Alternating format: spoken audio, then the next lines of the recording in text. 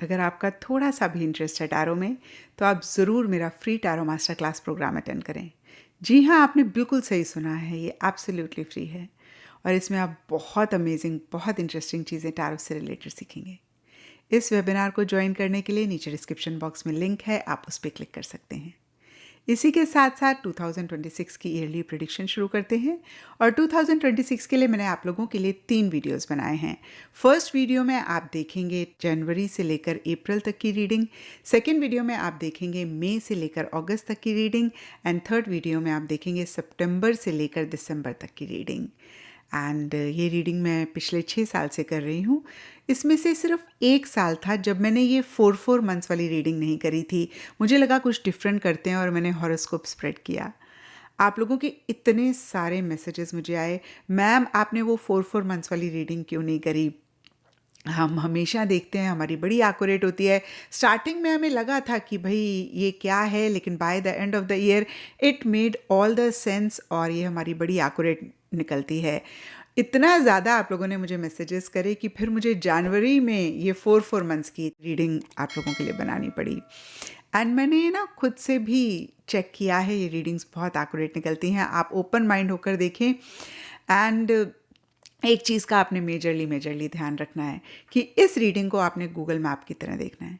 जैसे आपको कहीं जाना है, यानी कि जो भी आपकी डेस्टिनेशन है, आप उसके लिए जब गूगल मैप को रेफ़र करते हैं तो आपको पता लग जाता है कि कौन से रास्ते में ट्रैफिक है और जब आप उस रास्ते को अवॉइड करते हैं, आप अपनी डेस्टिनेशन पे आसानी से पहुंच जाते हैं। जो भी ट्रैफिक जैम की वजह से प्रॉब्लम्स हो सकती थी, आप उनको भी अवॉइड करते हैं। और यही मेरा भी मकसद है इस रीडिंग को आपके लिए बनाने का, कि जो भी आपका मकसद है, गोल है, डेस्टिनेशन है, मंजिल है 2026 में जो आप अचीव करना चाहते हैं, उस के रास्ते में जो भी ट्रैफिक जैम आ सकता है, यानी कि हर्डल्स आ सकते हैं, ब्लॉकेजेस आ सकते हैं, कैसे आप उनको अवॉइड करें और आपके लिए आपकी मंजिल, मकसद को पाना आसान हो। नटशेल में जो आप चाहते हैं उसको आप कैसे 2026 में अपने लिए क्रिएट कर पाएँ।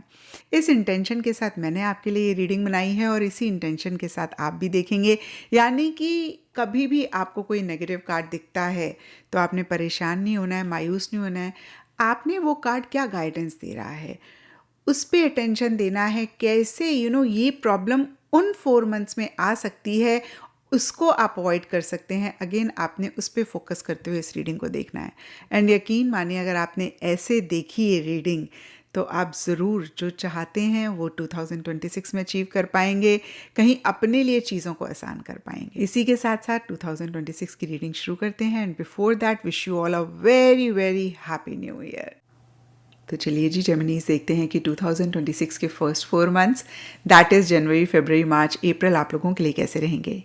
और अगर आप 2026 के नेक्स्ट 4 मंथ्स या फिर लास्ट 4 मंथ्स के बारे में जानना चाहते हैं, दोनों ही वीडियोस के लिंक आपको नीचे डिस्क्रिप्शन बॉक्स में मिल जाएंगे। तो चलिए जी, इन 4 मंथ्स को देखते हैं। और यहाँ पे सबसे पहले कार्ड्स मुझे दिख रहे हैं fish, lily and wheel of Fortune. और ये तीनों ही कार्ड्स बहुत ब्यूटीफुल एनर्जीज़ की बात करते हैं। फिश कहीं अबंडेंस की बात करती है, कैश फ्लो की बात करती है, वेल्थ की बात करती है। व्हील ऑफ फॉर्चून का कार्ड ट्रैवल की बात करता है, अच्छी अपॉर्चुनिटीज़ के आने की बात करता है। लिली का कार्ड बहुत मैच्योरिटी से चीज़ों को डील करने की बात करता है। लेकिन साथ ही साथ यहाँ पे king of swords reverse and king of pentacles reverse के भी कार्ड्स हैं। और ये कार्ड्स कहते हैं कि अच्छी अपॉर्चुनिटीज़ आएंगी इस टाइम पे, लेकिन हवा के झोंके की तरह आएंगी और हवा के झोंके की तरह चली जाएंगी। और अगर आपने बहुत ज़्यादा समय लगाया चीज़ों को समझने में, अब देखिए, मैं ये नहीं कह रही कि आप एकदम से इम्पल्सिव हो जाएं और अच्छी अपॉर्चुनिटी आए आप बिना सोचे समझे उसे ले लें, बट इतना भी समय ना लगाएं कि वो आपके हाथ से निकल जाए, आप मिस करें। मैं ये नहीं कह रही हूँ कि ऐसा आप करेंगे, मैं सिर्फ और सिर्फ आपको बता रही हूँ कि ऐसी एनर्जीज़ हैं। तो इस टाइम पीरियड पे इस तरीके से अगर आप चीज़ों को डील करेंगे तो इन 4 मंथ्स को आप और बेहतर बना पाएंगे। एंड यस, जैसे कि अभी मैंने आपको बोला कि फिश का कार्ड कहीं अबंडेंट एनर्जीज़ की बात करता है, कैश फ्लो की बात करता है, वेल्थ की बात करता है, मनी की बात करता है। तो हो सकता है इस टाइम पीरियड पे, यानी कि 2026 की स्टार्टिंग में अच्छी चीज़ें हैं, अबंडेंस है, वेल्थ है, या फिर मनी से रिलेटेड कोई अच्छी चीज़ हो रही है।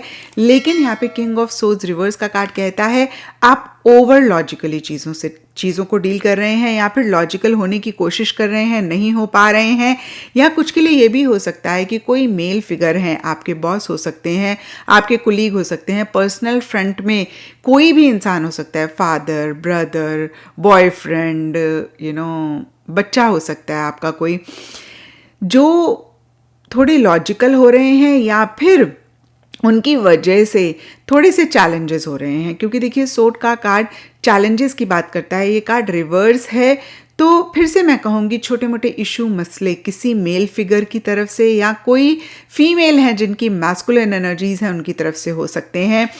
एंड कहीं मिरर का कार्ड कहता है कि बहुत इंट्रोस्पेक्टिव एनर्जीज में आप रहते हुए दिख रहे हैं। इनफैक्ट मैं कहूँगी कुछ के लिए हो सकता है आप ओवर एनालिटिकल हो रहे हैं।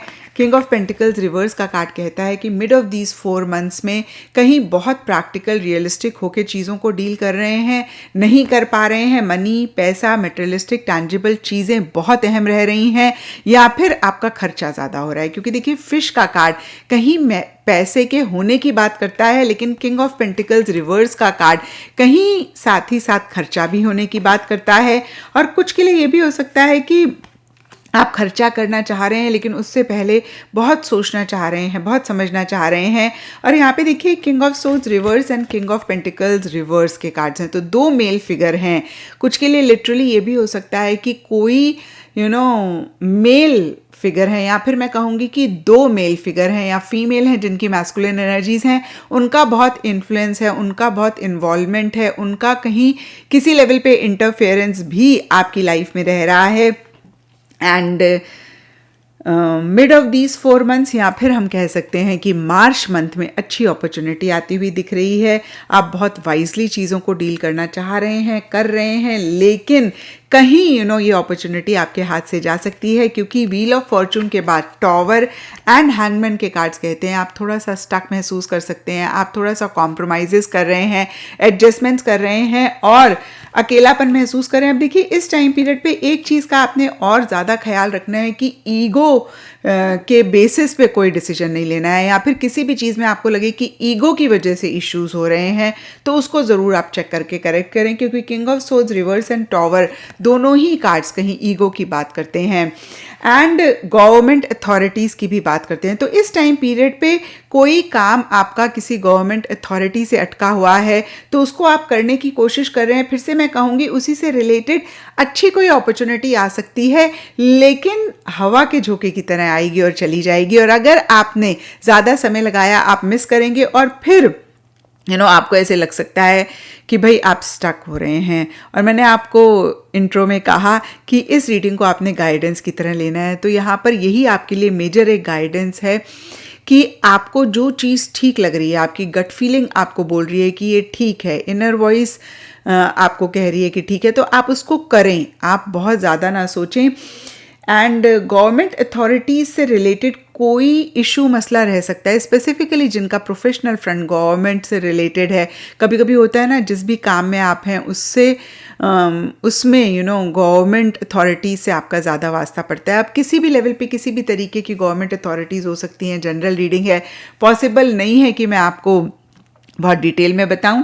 और अगर पर्सनल फ्रंट से रिलेटेड देखें तो भी कहीं एंड ऑफ दीज 4 मंथ्स में आप थोड़ा सा एक अकेलापन महसूस कर रहे हैं और आपको ऐसे लग सकता है कि ये अकेलेपन का रीज़न ईगो है, या फिर आपका बहुत ही कॉम्प्रोमाइजिंग या फिर बहुत ही एक सेल्फ सेक्रीफाइसिंग नेचर। शायद आपने खुद को नहीं प्रायोरिटाइज किया, शायद मैं ये भी कह सकती हूँ कि आपने प्रायोरिटाइज करने की कोशिश करी लेकिन उस तरीके से नहीं कर पाए।